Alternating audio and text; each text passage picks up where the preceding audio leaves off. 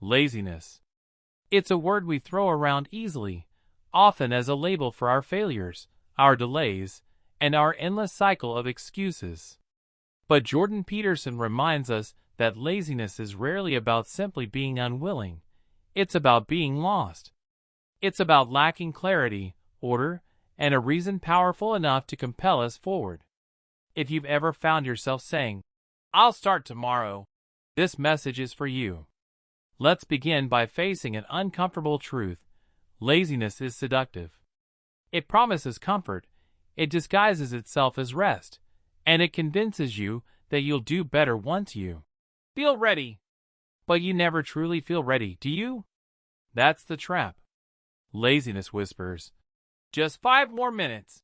But 5 minutes turn into hours, hours into days, and days into wasted potential. Peterson often says, "Compare yourself to who you were yesterday, not to who someone else is today." That's where you begin to break free, by realizing that the fight is not against the world, it's against your weaker self. Most people think procrastination means poor time management. Wrong. It's actually poor emotion management. You don't delay tasks because they're hard. You delay them because you fear the discomfort that comes with starting. Whether it's the fear of failure, judgment, or imperfection, the emotional weight keeps you stuck. Peterson emphasizes that responsibility is the antidote to chaos. When you take responsibility, you stop waiting for motivation to strike. You move because it's your duty to yourself. So what's the first step to conquering laziness? Structure. Chaos breeds confusion, and confusion breeds inactivity. A messy room is not just a messy room, it's a reflection of a disordered mind. Peterson's advice is simple but powerful. Clean your room. It's symbolic. When you take charge of the smallest corner of your environment, you reclaim control over your life. That act of order creates momentum. Suddenly, the impossible starts to look manageable. Next, you must define your goals. And not vague ones like, "I want to be successful." No, you must define what success looks like in exact detail. Write it down. Ask yourself, what would my life look like if I got everything I wanted? Then ask, what would my life look like if I continued down my current path? The contrast between these two visions will ignite your internal drive. Your brain needs a destination to move toward. Without it, you drift. And drifting is the breeding ground of procrastination. But here's another truth Peterson often points out. Meaningful change hurts. You will resist it. Your brain loves the comfort of the familiar, even when the familiar is destroying you. Every time you try to work, that small voice will tempt you to escape, through scrolling, gaming, eating, sleeping, or anything that avoids effort. The solution isn't to silence that voice, it's to act in spite of it. Courage is not the absence of fear, it's the decision that something else matters more. Imagine this, you're sitting on your couch, watching videos or scrolling endlessly. You feel that subtle guilt in your chest, the awareness that you should be doing something else. That guilt is not your enemy, it's your conscience reminding you that you are wasting potential. Peterson says, if you don't make sacrifices for what you want becomes the sacrifice. Every lazy moment costs you something: time, skill, confidence, respect. You're not avoiding work, you're trading your future for comfort. One of the strongest ways to defeat procrastination is to lower your threshold for action. Stop waiting for the perfect plan. Perfectionism is just procrastination in disguise. Tell yourself, I'll work for 5 minutes. Often, that's all it takes to break inertia. Once you start, your brain shifts from resistance to engagement. Peterson calls this principle the incremental path. Don't aim to overhaul your life overnight. Aim to be 1% better than yesterday. Over time, those small improvements compound into transformation. Another powerful weapon against laziness is accountability. We are social creatures, and when we operate in isolation, we easily deceive ourselves. Tell someone your goals. create external pressure. Accountability turns vague intentions into real commitments. If you know someone will ask, "Did you finish?"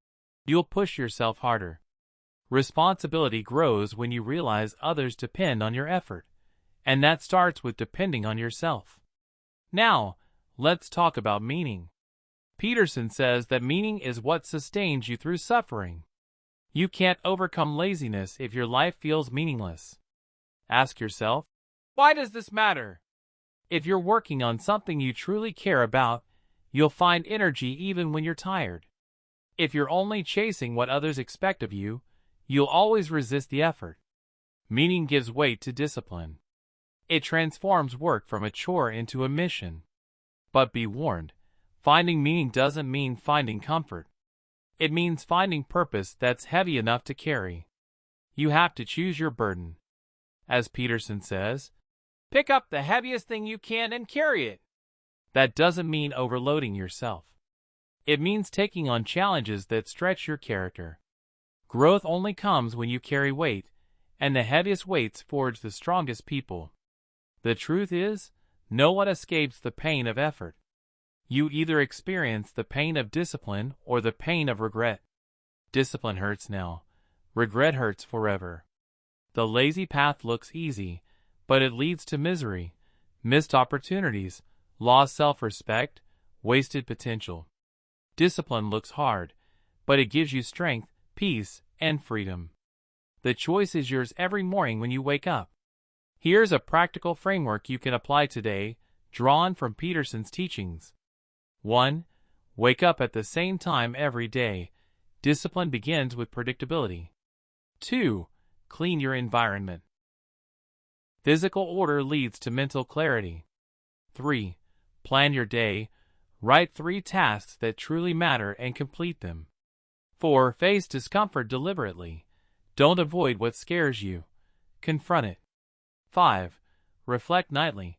Ask, did I live up to my potential today? Be honest.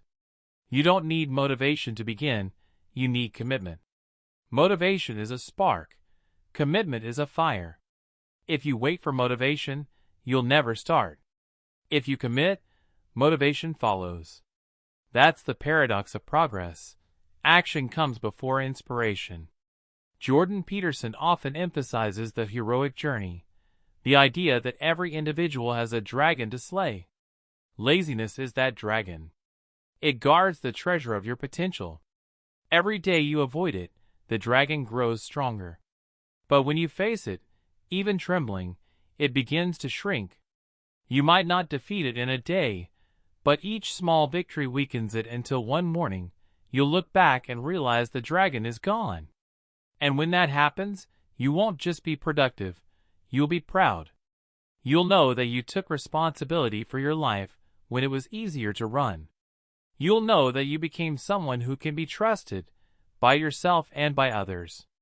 That's what Peterson means when he talks about standing up straight with your shoulders back. It's not just posture, it's symbolic of living with dignity, confidence, and self-respect. The world doesn't need more talented but lazy people. It needs disciplined, responsible, and courageous individuals, people who do what needs to be done, even when they don't feel like it. That can be you. But only if you decide to stop lying to yourself. Laziness is a lie. It's your mind pretending that comfort equals happiness. It doesn't.